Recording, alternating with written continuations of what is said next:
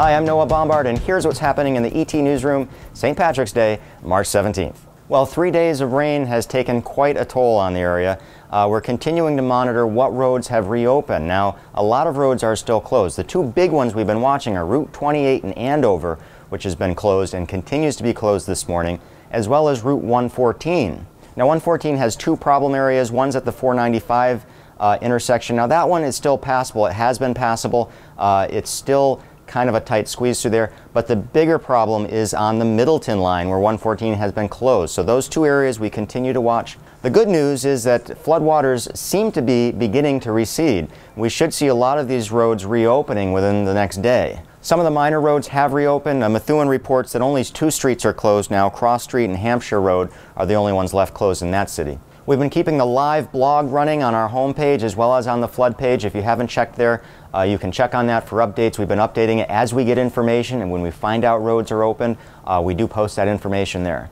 Now, part of the problem in all this flooding has been pumping people's basements. A lot of people have found themselves completely flooded out and have turned to their town or city to see if they can help. Now, depending on where you live, you may get a different level of response. Andover has indicated they're unable to help anybody with pumping. In North Andover, they're trying. They've tried to keep up and pump as many people as they can.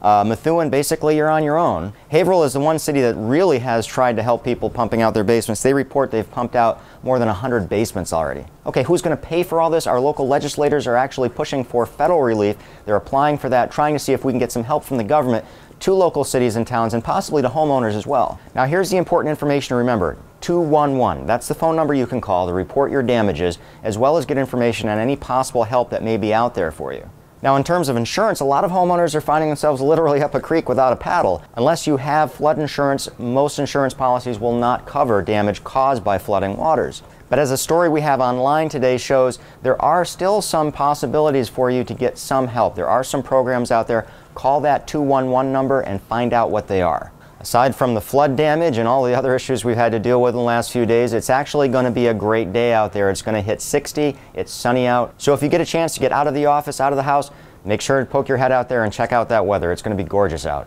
Just a reminder that all this and a lot more can be found at eagletribune.com right now.